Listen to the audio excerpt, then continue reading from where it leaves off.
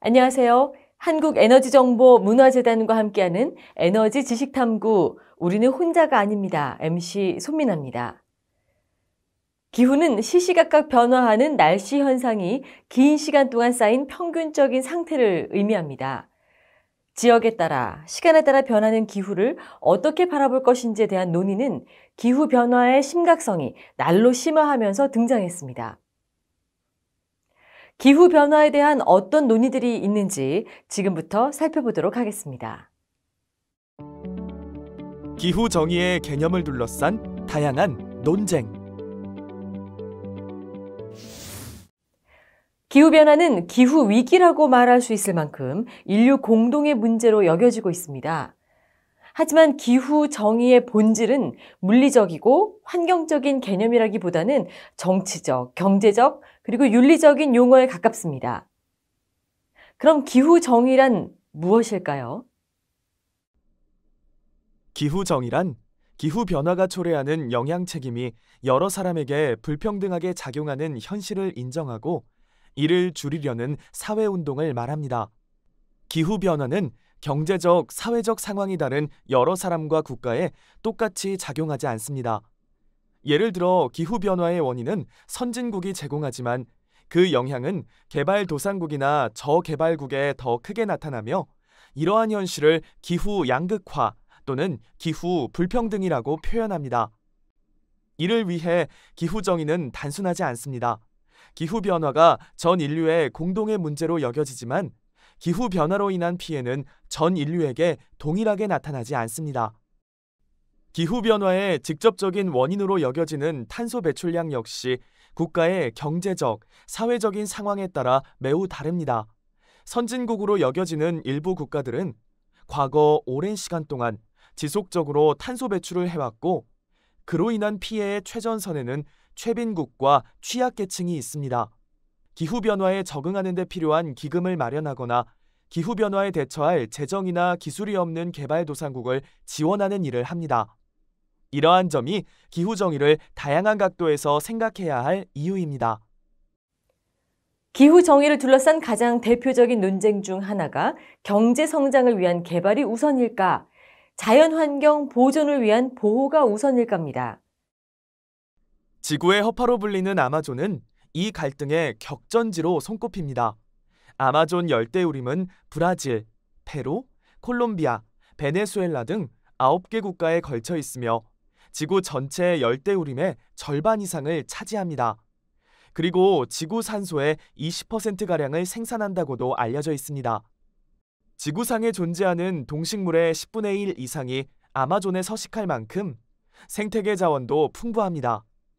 무엇보다 아마존의 토양과 식물들의 탄소 저장 능력은 2천억 톤에 달합니다. 아마존 열대우림의 면적은 개발 열풍을 타고 점점 줄어들고 있습니다.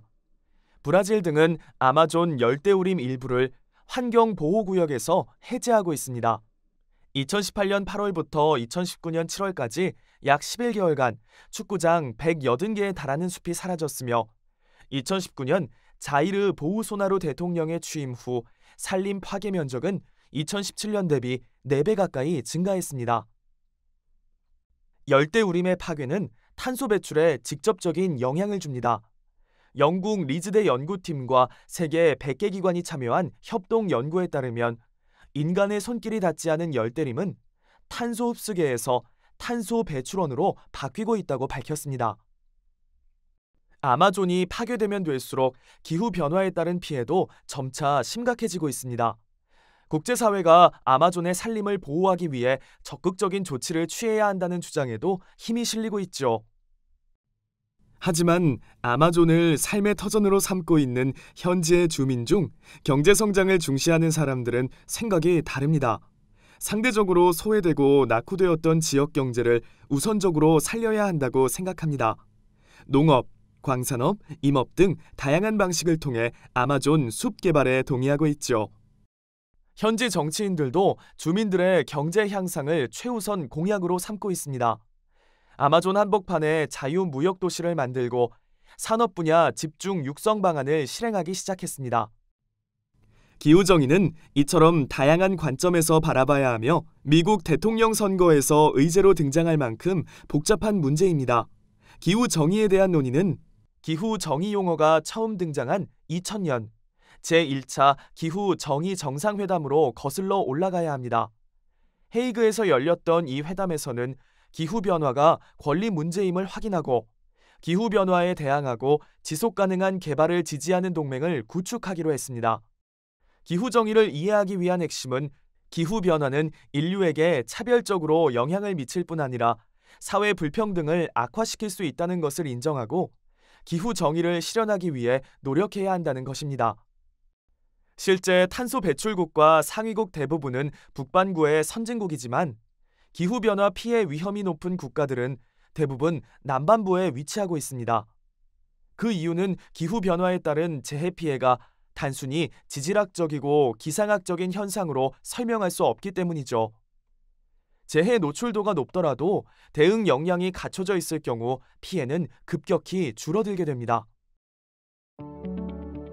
다양한 사회적 갈등의 중심에 선 기후정의와 탄소 중립. 앞서 살펴본 것처럼 탄소 배출과 기후 정의는 단선적으로 해결할 수 있는 문제가 아닙니다. 복잡하게 얽힌 사회 관계망 속에서 해결책을 찾아야 하는 어려운 문제죠. 특히 세계 경제와는 떼려야 뗄 수 없을 만큼 얽혀 있습니다. 18세기 후반 유럽에서 시작된 산업혁명은 석탄과 석유 등 화석 연료 사용량의 폭발적 증가를 가져왔습니다.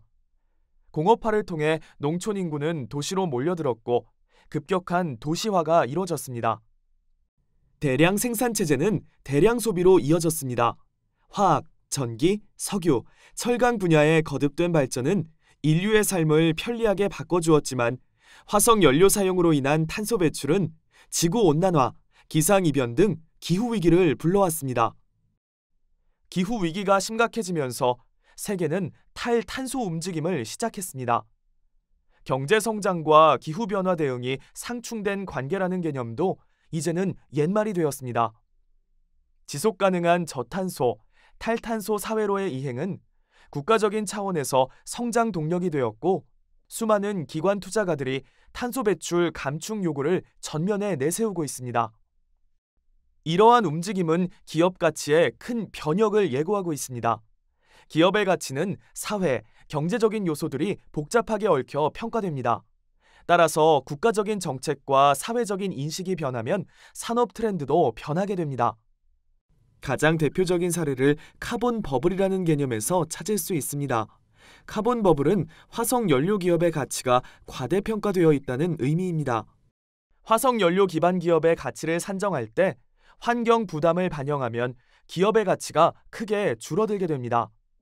이 경우 기업의 신용도와 담보 등 재무 가치에 문제가 발생하여 화석 연료를 기반으로 하는 산업은 치명적인 타격을 받게 됩니다. 카본 버블의 등장은 탄소 집약적인 산업의 미래 전망을 어둡게 만들고 있으며 이는 4차 산업혁명과 맞물려 전 사회적인 구조 전환을 이끌고 있습니다. 전 세계적인 산업 변화는 우리나라에도 매우 큰 영향을 줍니다. 세계 5위권의 제조업 강국인 한국으로서는 탄소 중립과 지속적인 성장을 위해 대대적인 변혁을 준비해야 합니다. 국제에너지기구가 최근 발표한 세계 에너지 전망 2020에 따르면 코로나19 위기 속에서도 에너지 시장은 재생에너지 중심으로 변하고 있고 태양광이 가장 주목받게 될 것이라고 전망했습니다. 그 이유는 태양광 발전이 당초 예상보다 20에서 50% 저렴하다는 새로운 분석을 바탕에 두고 있습니다. 따라서 2018년 예상했던 것보다 2040년까지 43% 많은 태양광 에너지 공급이 예측됩니다. 앞서 살펴본 재생에너지 중심의 에너지 환경의 변화는 국내에서도 예외가 아닙니다. 우리나라는 안전하고 깨끗한 에너지를 통해 온실가스 감축과 기후변화 대응을 이끌고 있습니다. 이에 전통적인 에너지원이었던 석탄과 원전 비중을 줄이고 친환경 에너지원인 재생에너지 비중을 늘리는 정책 목표를 설정했습니다. 또한 고효율, 저소비 에너지 구조로의 전환을 위해 산업, 수송, 건물 등 부문별 수요 관리를 강화하고 재생에너지, 수소산업을 새로운 성장 동력으로 삼고 있습니다. 탄소 중립을 위한 정책적인 방향이 설정됐지만 사회 속에서 기후 정의를 실현하는 것은 간단하지 않습니다. 지역에 따라 에너지 갈등 사례가 등장하기 시작했습니다. 특히 정책적 실현과 이윤 극대화를 위해 대규모 풍력 발전단지 공사를 추진하려는 기업과 한정된 지역에 다수의 풍력 발전기 설치를 반대하는 주민들 간 의견 충돌이 자주 보도되면서 재생에너지에 대한 오해도 생겨났습니다. 태양광 발전의 경우 지역 주민을 배제한 일방적인 투자가 진행되기도 하였습니다. 재생에너지 관련 규제가 정비되기 전에 발생했던 이러한 갈등 사례는 재생에너지의 이미지에 부정적인 영향을 불러일으켰죠. 규제 미흡과 정보 부족 등으로 야기되었던 초기의 갈등은 시간이 지나면서 조금씩 해결되었습니다. 과거 전력망은 큰 규모의 발전소에서 전기를 생산해 넓은 지역으로 공급하는 방식이었습니다. 대량 생산, 대량 소비 구조이다 보니 지역 주민이 직접 참여할 수도 없을 뿐더러 지역 주민의 의견이 적극적으로 반영되기도 힘들었습니다. 하지만 재생에너지 위주의 전력망은 소규모로 주민 참여가 수월한 편입니다. 주민들은 무조건적인 반대에서 한 걸음 물러나고 기업과 지자체는 최대의 이윤 창출에서 한 걸음 물러나 합의점을 찾았습니다. 이처럼 지역 중심으로 사고함으로써 기후 정의를 실현하는 방법 중 대표적인 것이 그린 뉴딜입니다. 그린 뉴딜 정책은 탄소 중립 목표 달성을 위한 마중물 정책입니다. 우리 정부는 2025년까지 약 73조 원을 투입해 일자리 66개를 만들고 적극적인 기후변화 대응을 할 예정입니다. 이 정책의 중심에는 지역이 있습니다. 지역균형 뉴딜로 이름 붙여진 이 정책에는 17개 광역시도가 모두 참여한 상태입니다.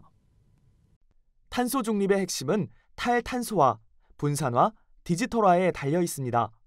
탄소를 배출하지 않는 태양광, 풍력, 바이오 같은 지역 분산형 재생 가능 에너지를 디지털 기술과 결합해 효율적으로 생산하고 소비하는 시스템으로 전환하기 위해서는 지자체와 시민들이 지역 특성에 맞는 정책을 수립하고 참여할 필요가 있습니다.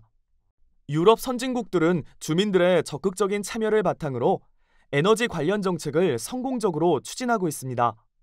주민 참여형 사업으로 국가적으로는 탄소 중립을, 지역 주민들은 부수입을, 기업들은 실증과 이윤 창출 등 3마리 토끼를 모두 잡을 수 있었습니다.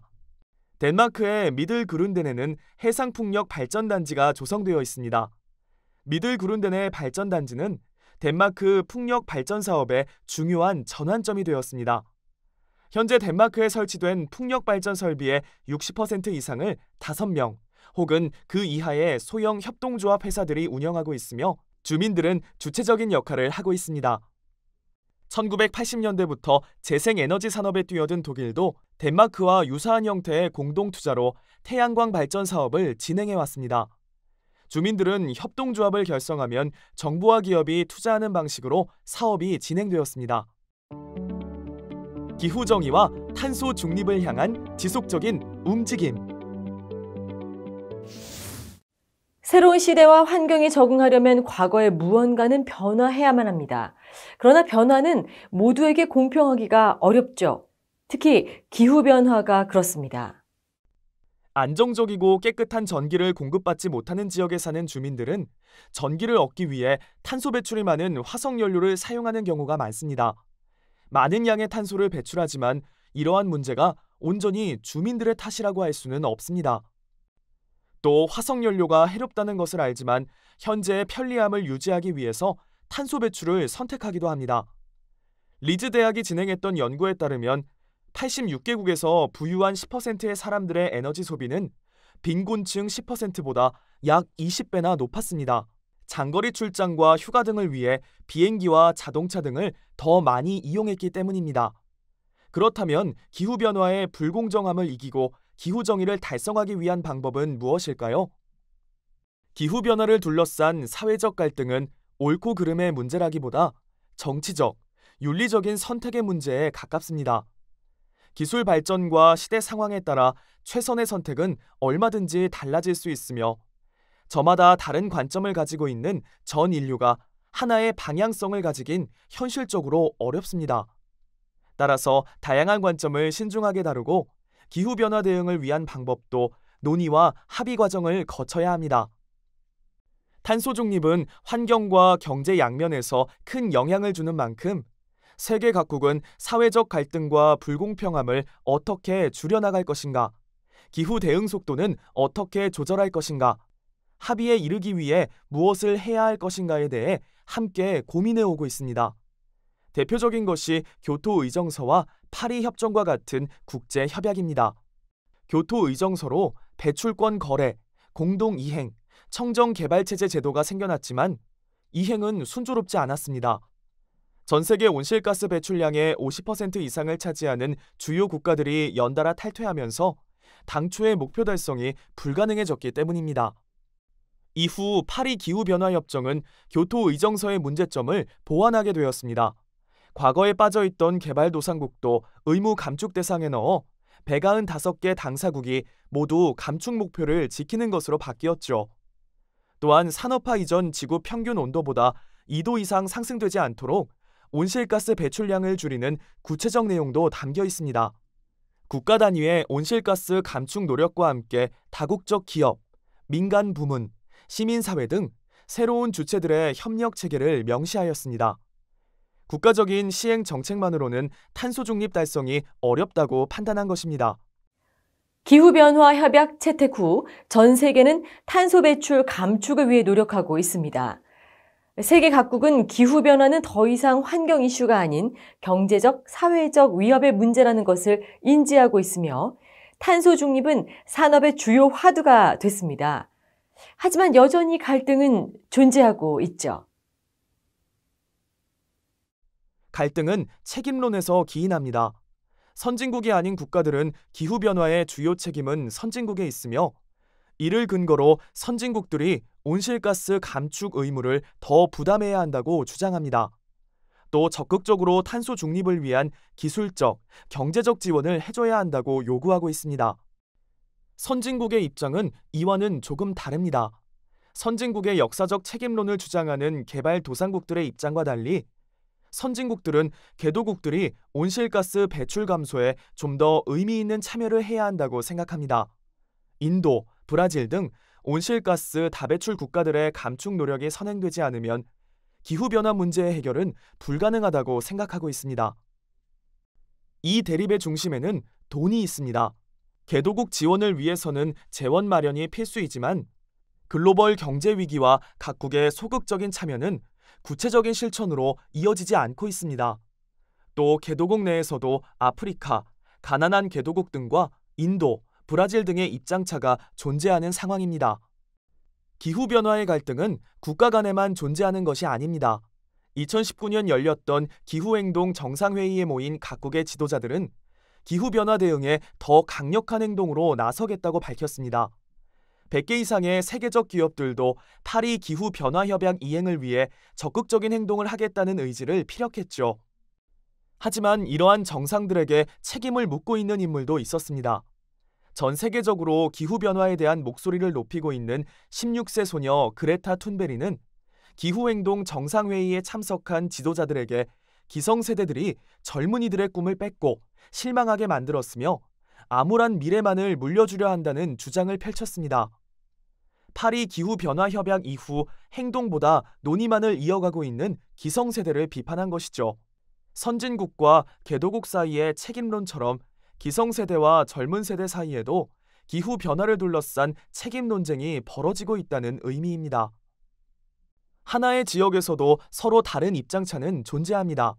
국가적으로 아마존 숲의 개발을 진행하고 있는 브라질도 서로 다른 입장에 따른 갈등 상황을 겪고 있습니다.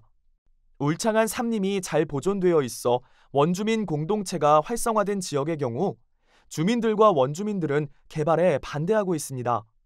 아마존 열대우림이 파괴될 경우 원주민 보존 지역을 다녀가는 여행객을 통해 수익을 얻을 수 없을 뿐 아니라 원주민들은 삶의 터전을 잃게 되기 때문입니다. 반면 광산 개발업자와 광산업에 종사하는 주민들은 개발에 적극적입니다. 그동안 보존 지역으로 지정되어 발전이 더디었던 만큼 빨리 개발되어 일자리가 늘고 지역 경제가 활성화되어야 한다는 주장을 펼치고 있죠. 국내에서도 비슷한 갈등 사례가 있습니다.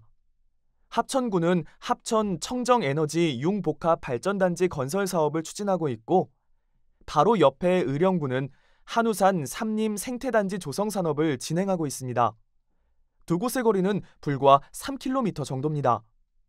합천 청정에너지 융복합발전단지는 지역경제 활성화와 일자리 창출 등의 효과를 가져올 수 있습니다. 하지만 일부 주민들은 발전단지 운영 시 발생될 미세먼지와 일산화탄소, 미연탄화수소 등이 생태단지 사업에 피해가 간다고 주장하고 있습니다. 반대로 낙후된 지역 경제를 살리기 위해 에너지 복합단지 건설에 찬성표를 던지는 주민들도 있습니다. 대립이 길어지자 합천군과 남부발전은 합천 청정에너지 융복합발전단지 조성사업과 관련해 주민 갈등 해소를 위한 주민소통, 사업추진센터를 개소했습니다. 주민소통, 사업추진센터는 행정과 지역 주민과의 갈등은 물론 찬반으로 나뉜 지역민의 이견 조율에 앞장설 예정입니다. 관련 전문가를 초청해 갈등 영향평가를 비롯한 다양한 프로그램을 운영하고 전문가를 주축으로 행정, 지역민, 사업가 간 지속해서 소통할 수 있도록 갈등 영향 분석 및 조정회의 용역도 추진 중입니다. 대다수의 사람들은 기후변화를 심각한 문제라고 생각하고 있지만 일상생활에 이러한 문제의식을 가져와 실천하기는 쉽지 않습니다.